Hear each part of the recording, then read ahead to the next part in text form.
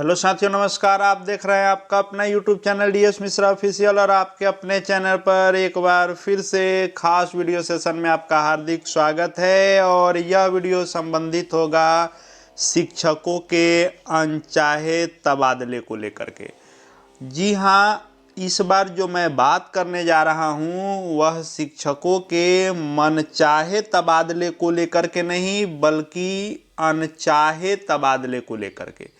यानी एक बार फिर से जो शिक्षकों का अनचाहा ट्रांसफ़र होगा उसी पर बात करूंगा कि आखिर वह अनचाहा तबादला किनका होगा, क्यों होगा, कैसे होगा और कब होगा, उसी पर पूरी बातचीत करूंगा। तो वीडियो आपके लिए खास होने जा रहा है, तो अंत तक मेरे साथ बने रहेंगे। और यदि चैनल से अब तक नहीं जुड़े होंगे तो चैनल को सब्सक्राइब करके बेल आइकन को प्रेस कर लेंगे। आगे भी शिक्षा जगत एवं शिक्षकों से संबंधित हर महत्वपूर्ण जानकारी आपको यहाँ लगातार देखने को मिलेगी। तो पिछले दिनों आपने यह जो एक पत्र देखा था शिक्षा विभाग का, जो शिक्षकों के ट्रांसफ़र को लेकर के संचिका संख्या 326 और 19 मार्च को जो यह पत्र जारी किया गया था, यह पत्र जारी किया गया था शिक्षकों के ट्रांसफ़र के लिए नीति नियमावली बनाने के लिए जो समिति का गठन किया गया था।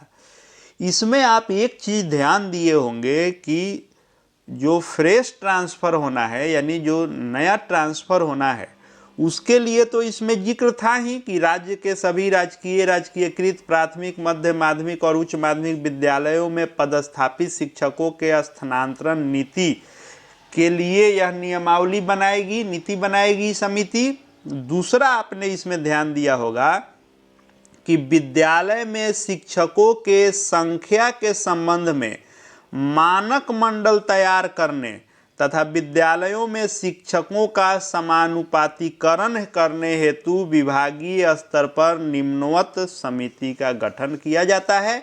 और 6 सदस्यीय इस समिति का गठन किया गया, जिसमें एक अध्यक्ष, एक सचिव और 4 अन्य सदस्य रखे गए हैं। अब ये चीज जो आप देखें कि ये विद्यालयों में शिक्षकों के संख्या के संबंध में मानक मंडल तैयार करने और विद्यालयों में शिक्षकों का समानुपातीकरण करने, ये दो चीजें जो आप देखें, एक मानक मंडल बनेगा और दूसरा जो समानुपातीकरण किया जाएगा, रेशनलाइजेशन किया जाएगा शिक्षकों का, इन दो चीज़ों के नीति के निर्माण के लिए भी यह समिति का गठन किया गया है। और यही जो दो चीज़ें हैं, मानक तैयार करना और समानुपातीकरण करना, यही दो चीज़ शिक्षकों का अनचाहा तबादला कराएगी। यानी अब तक जो आप मनचाहा ट्रांसफ़र पाए या पाने की इच्छा रख रहे थे, या बहुत सारे लोगों का मनचाहा ट्रांसफ़र हुआ भी, उनमें से भी बहुत सारे शिक्षकों का एक बार फिर से अब मनचाहा की जगह पर अनचाहा तबादला होगा। अब हम लोग बात कर लेते हैं कि किनका होगा।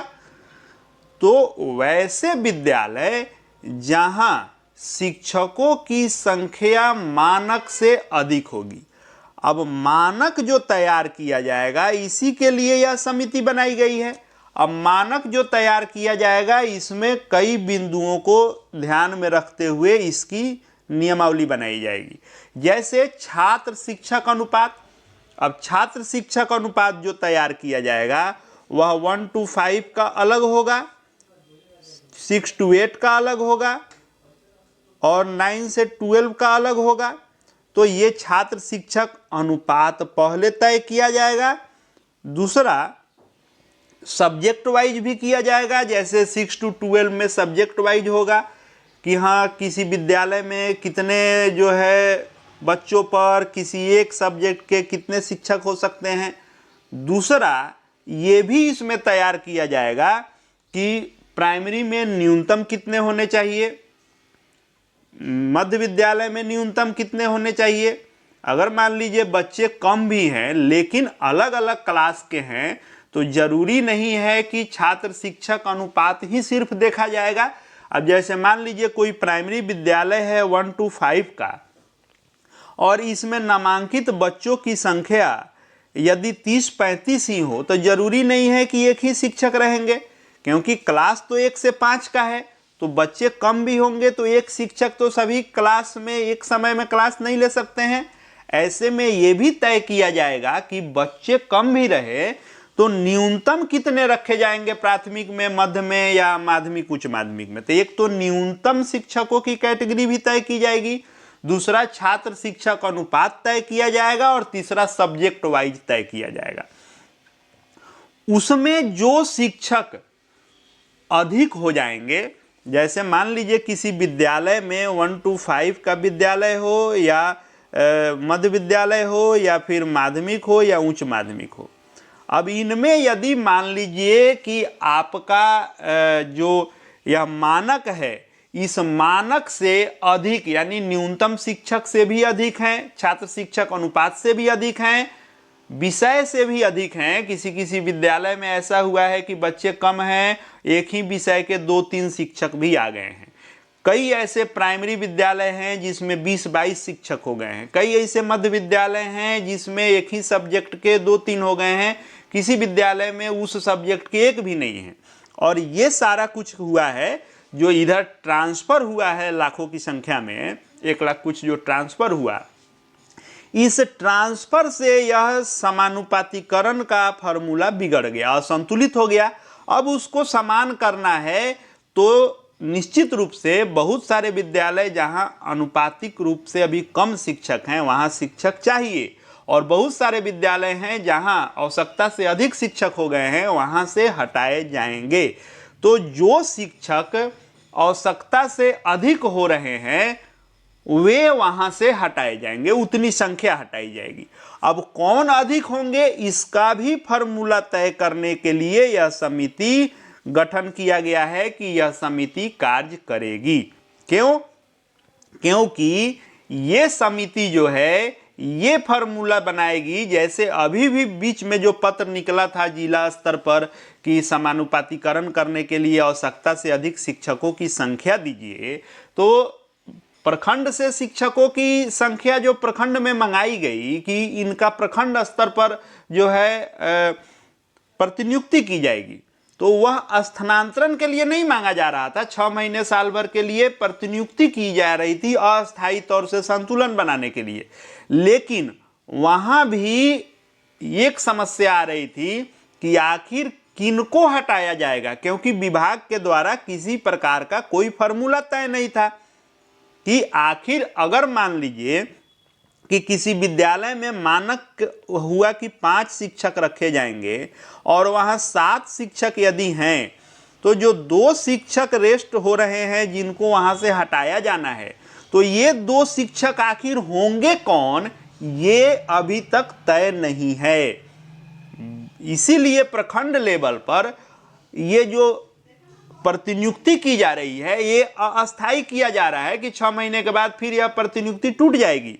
लेकिन ये जो समिति रिपोर्ट देगी और यह समिति जो नियम बनाएगी वह अस्थायी होगा कि जहां अधिक शिक्षक हैं वहां से जिन शिक्षकों को निकाल करके अन्यत्र जहां कम शिक्षक हैं उनका तबादला कर दिया जाएगा, तो वे अस्थायी रूप से अब वहीं काम करेंगे, क्योंकि ये अस्थायी तबादले के लिए समिति बनाई गई है। तो इसलिए यह अनचाहा भले ही होगा लेकिन अस्थायी हो जाएगा।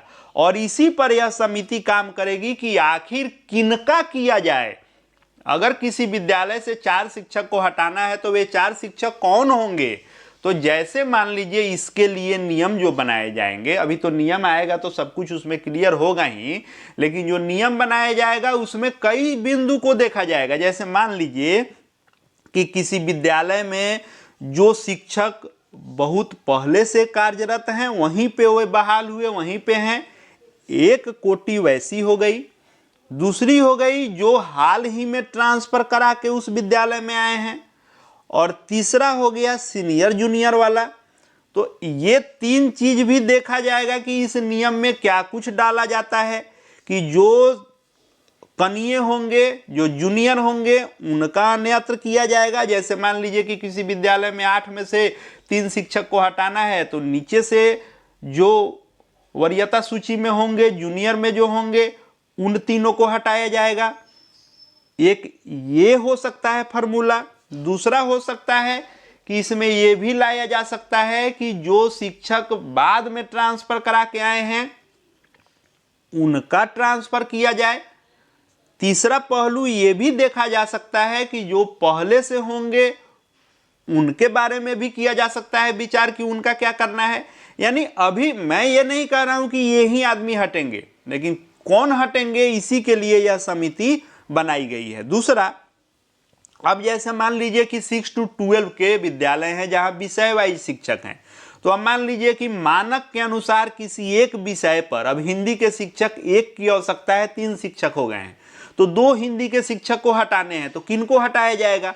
तो उसके लिए भी यह समिति नीति बनाएगी कि जो बाद में आए होंगे ट्रांसफर करा के उनको हटाया जाएगा, जो पहले से होंगे उनको नहीं हटाया जाएगा। सीनियरिटी जूनियरिटी यानी यही मानक तैयार किया जाएगा कि किनको हटाया जाना है। और ये होगा कब? तो ये 19 मार्च को समिति बनाई गई है और 19 मार्च को बनाई समिति को 15 दिन का समय दिया गया है। 15 दिनों के अंदर नए ट्रांसफर को लेकर के भी नीति बनेगी और यह मानक भी तय किया जाएगा कि कैसे किन विद्यालयों में कितने शिक्षक रहेंगे, विषय वाइज कितने रहेंगे, जो है प्राथमिक, मध्य माध्यमिक, उच्च माध्यमिक वाइज कितने कितने न्यूनतम होंगे। ये सब चीजें तय की जाएगी और उसके अनुसार समानुपातीकरण करने के लिए विभागीय स्तर पर ये जो प्रतिवेदन, जब यह समिति रिपोर्ट अपना सौंपेगी तो विभाग इसको लागू करेगी। तो यही जो मैंने कहा कि शिक्षकों का अनचाहा तबादला, तो मैंने इस सेंस में कहा कि आप मान लीजिए ट्रांसफर करा के आ गए होंगे, आपको मनचाहा जगह मिल गया होगा, आप वहां पर खुश हैं कि अब मैं अपने जगह पर आ गया हूं, लेकिन अब जो ट्रांसफर होगा वो भी अस्थायी ही होगा और मानक से अधिक शिक्षकों का होगा ही। अब उस मानक में यदि आप उस विद्यालय से हटने वाले में आ रहे हैं तो आपको फिर से एक बार न चाहते हुए भी अनचाहा ट्रांसफर लेना पड़ेगा। अब इसमें एक चीज और आपको देखने को मिल सकती है, क्या? तो ये जो अनचाहा तबादला होगा, यह तबादला किस स्तर पर किया जाता है? यानी पंचायत में पहले संतुलन बनाया जाएगा या उसमें नहीं बनेगा तो इसको प्रखंड स्तर पर संतुलन बनाया जाएगा। प्रखंड में नहीं बनता है तो जिले में भी इधर उधर करके संतुलन बनाया जाएगा, क्योंकि जिला स्थापना समिति को पावर दिया गया है तो यह जिले में कहीं कर सकती है। और आप जिला संवर्ग के हो गए हैं, जो भी राजकर्मी शिक्षक हैं, चाहे वे आपको विशिष्ट शिक्षक हो या फिर विद्यालय अध्यापक हो, आप सभी राज्यकर्मी हैं तो आप जिले संवर्ग के हैं तो जिला में आपका कहीं किया जा सकता है। अब ये भी देखने वाली बात होगी कि जो नियम यह लाया जाता है यह पंचायत स्तर से शुरू करता है कि ब्लॉक स्तर से संतुलन शुरू करता है कि पूरे जिले में संतुलन करता है। एक ही बार जिले स्तर पर देखेगा तो जिले में कहीं आपको भेज सकता है, ब्लॉक स्तर पर पहले देखेगा संतुलन तो उसी ब्लॉक में कहीं होगा, पंचायत स्तर पर करेगा तो पंचायत में कहीं होगा। तब देखने वाली बात होगी कि किस स्तर पर यह संतुलन बनाना शुरुआत किया जाता है और जिले तक यह संतुलन पहुंचेगा, तो यह देखने वाली बात होगी। तो यही मैंने कहा कि यह अनचाहा तबादला होगा। किनका होगा? तो मानक तैयार हो जाएगा, उस मानक में जो भी फिट नहीं बैठेंगे उनका होगा। और क्यों हो रहा है आप ही जान ही रहे हैं कि संतुलन बनाने के लिए यह पूरा चीज किया जा रहा है। उसके बाद कैसे होगा यह मैंने बताया ही। कब होगा? तो रिपोर्ट आएगा, अप्रैल में यह रिपोर्ट आएगा, संभवतः मई जून से यह चीजें शुरू होंगी। तो यही आपके लिए विशेष जानकारी थी। कई सारे लोग इच्छुक थे जानने को यह आखिर जो समिति बन रही है कैसे क्या यह होगा, जिस पर मैंने अपनी बात रखी। आप इसके बारे में क्या सोचते हैं कमेंट बॉक्स में जरूर आप अपनी राय रख सकते हैं।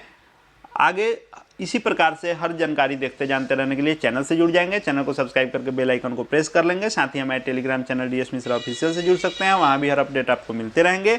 इस वीडियो को देखने के लिए आपका बहुत बहुत धन्यवाद।